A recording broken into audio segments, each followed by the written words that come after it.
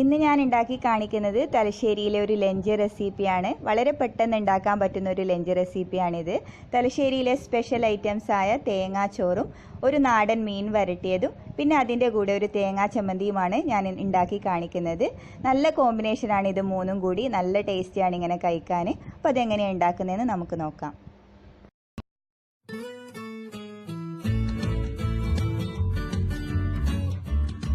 Video കാണുന്നതിന് മുമ്പ് എൻ്റെ ചാനൽ ആദ്യമായിട്ട് കാണുന്നവരാണെങ്കിലും ഇതുവരെ സബ്സ്ക്രൈബ് ചെയ്തിട്ടില്ലാത്തവരാണെങ്കിലും താഴെ കാണുന്ന റെഡ് കളർ സബ്സ്ക്രൈബ് ബട്ടൺ ഒന്ന് പ്രസ് ചെയ്യണേ. സബ്സ്ക്രൈബ് ചെയ്യുമ്പോൾ തന്നെ ഇതുപോലത്തെ ഒരു ബെല്ലൈക്കൺ വരും. അതും കൂടി പ്രസ് ചെയ്താൽ ഞാൻ പുതിയ വീഡിയോസ് ഇടുമ്പോൾ അതിൻ്റെ നോട്ടിഫിക്കേഷൻസ് നിങ്ങളുടെ ഫോണിൽ ലഭിക്കുന്നതാണ്.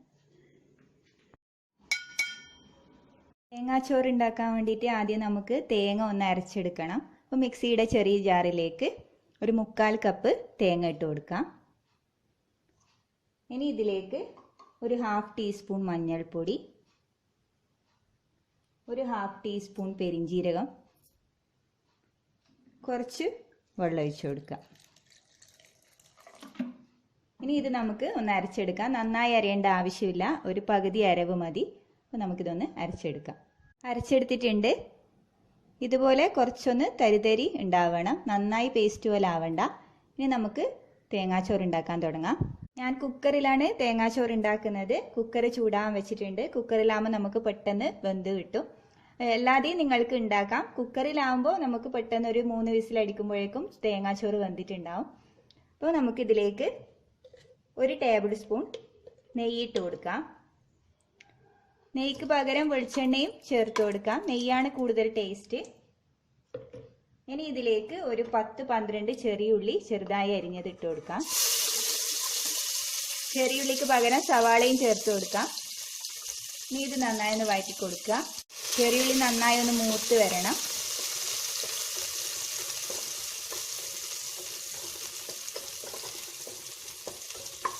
ചെറിയുള്ളി നന്നായി മൂത്തിട്ടുണ്ട്. ഇനി ഇതിലേക്ക് നമ്മൾ അരച്ച് വെച്ച് അരപ്പ് ഒഴിച്ച് കൊടുക്കാം. ഇത് ഏകദേശം 1 കപ്പ് ഉണ്ടാവും വെള്ളമൊഴിച്ച് അരച്ചെടുത്തത് കൊണ്ട്. ഇനി ഇതേ മിക്സിയിൽ തന്നെ നമുക്ക് 2 കപ്പ് വെള്ളമൊഴിച്ച് ഒന്ന് മിക്സ് ചെയ്ത് ഒഴിച്ച് കൊടുക്കാം. ഇനി ഇതിലേക്ക് ആവശ്യത്തിന് ഉപ്പിട്ട് കൊടുക്കാം. ഇനി ഇതിലേക്ക് കുറച്ച് കരിവേപ്പില ഇട്ട് കൊടുക്കാം. ഒരു പച്ചമുളക് കീറിയത്. ഇനി ഇത് നന്നായി മിക്സ് ചെയ്തതിന് ശേഷം തിളച്ച് വരുമ്പോൾ നമുക്ക് അരിയിട്ട് കൊടുക്കാം. വെള്ളം തിളച്ച് വന്നിട്ടുണ്ട്. ഇനി ഫ്ലെയിം കുറച്ച് കൊടുത്തിട്ട് നമുക്ക് അരിയിട്ട് കൊടുക്കാം. ഞാനിപ്പോൾ ഇവിടെ പൊന്നി റൈസാണ് എടുത്തിട്ടുള്ളത്, 1 കപ്പ്. പൊന്നി റൈസിന് പകരം നിങ്ങൾക്ക് ഏത് ഇഷ്ടമുള്ള പുഴുക്കലരിയോ എടുക്കാം. പിന്നെ ഗീ റൈസ് നമുക്ക് എടുക്കാം. ഗീ റൈസ് ആകുമ്പോൾ 2 കപ്പ് വെള്ളം മാത്രമേ ഒഴിച്ചു കൊടുക്കാൻ പാടുള്ളൂ, കൂടുതലായി പോരുത്. പെട്ടെന്ന് വെന്ത് കിട്ടുമല്ലോ ഗീ റൈസ് ആകുമ്പോൾ. ഇനി നമുക്ക് അരി ഇതിലേക്ക് ഇട്ട് കൊടുക്കാം.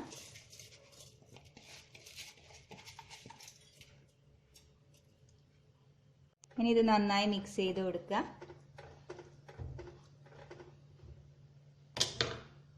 ഇനി കുക്കർ മൂടി വെച്ച് ഒരു 3 വിസിൽ വരുന്നത് വരെ നമുക്ക് വെച്ച് കൊടുക്കാം. 3 വിസിൽ വന്നിട്ടുണ്ട്. മീഡിയം ഫ്ലെയിമിലാണ് 3 വിസിൽ വന്നത്. അപ്പോൾ മീഡിയം ഫ്ലെയിമിൽ തന്നെ വെച്ച് കൊടുക്കുക. ഇനി നമുക്കിത് തുറന്നു നോക്കാം.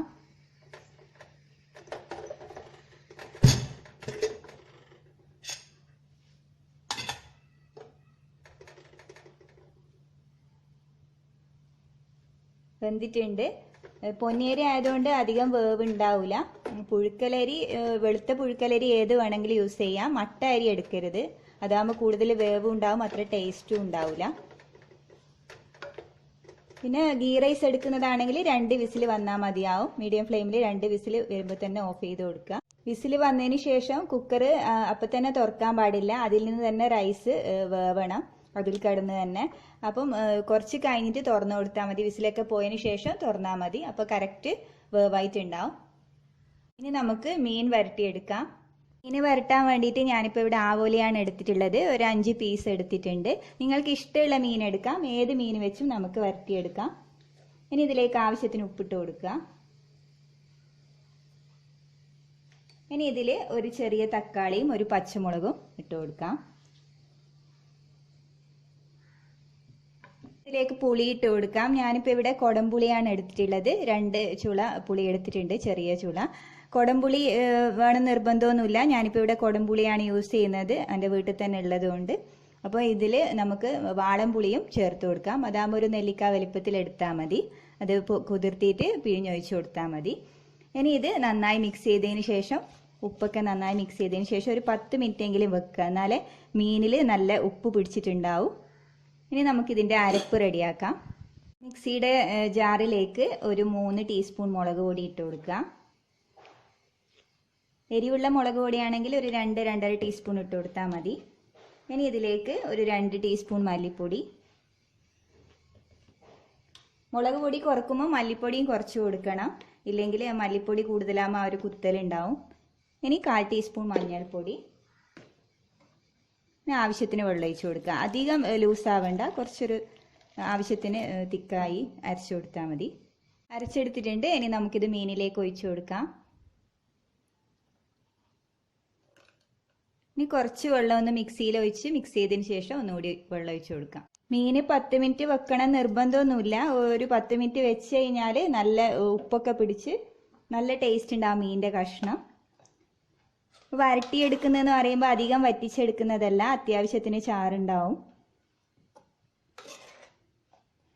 ഈ ഒരു തിക്നെസ്സിൽ എടുക്കുക, വെള്ളം ഒഴിച്ച് കൊടുക്കുമ്പോൾ ഈ ഒരു കട്ടിയിൽ. ഇതിലേക്ക് 3 വലിയ അല്ലി വെളുത്തുള്ളി ചതച്ചതും കൂടി ഇട്ട് കൊടുക്കാം. ഇഷ്ടമില്ലാത്തവർക്ക് ഒഴിവാക്കാം, പക്ഷെ മീൻ വരട്ടിയിൽ സാധാരണ വെളുത്തുള്ളി ഇട്ട് കൊടുക്കാറുണ്ട്. ഇനി നമുക്കിത് ഗ്യാസിൽ വെച്ച് കൊടുക്കാം. ഗ്യാസിൽ വെച്ച് കൊടുത്തിട്ടുണ്ട്. ഇനി ഇത് നന്നായി തിളച്ചതിന് ശേഷം ഫ്ലെയിം ചെറുതാക്കി കൊടുക്കുക. ചെറിയ ഫ്ലെയിമിൽ നന്നായി ഒന്ന് കുറുകി ഒരു അത്യാവശ്യം തിക്കാവുന്നത് വരെ വെച്ച് കൊടുക്കാം. മീൻ വരട്ടിയതാകുമ്പോഴേക്ക് നമുക്ക് തേങ്ങാ ചമ്മന്തി ഉണ്ടാക്കാം. ഞാനിപ്പോൾ ഇവിടെ 1/2 കപ്പ് തേങ്ങയാണ് എടുത്തിട്ടുള്ളത്. ഇതിലേക്ക് ഒരു പച്ചമുളക്, 3 അല്ലി വെളുത്തുള്ളി, ഒരു ചെറിയൊരു കഷ്ണം ഇഞ്ചി, പിന്നെ ആവശ്യത്തിന് ഉപ്പ്. ഇവ നമുക്ക് നന്നായി അടിച്ചെടുക്കാം. മുളക് എരിവില്ലാത്തതാണെങ്കിൽ 2 പച്ചമുളക് ഇട്ട് കൊടുക്കാം. അടിച്ചെടുത്തിട്ടുണ്ട്. ഇനി ഇതൊരു ബൗളിലേക്ക് മാറ്റാം. ഇനി ഇതിലേക്ക് ഒരു ചെറിയൊരു കഷ്ണം നാരങ്ങ നീര് പിഴിഞ്ഞൊഴിച്ച് കൊടുക്കാം.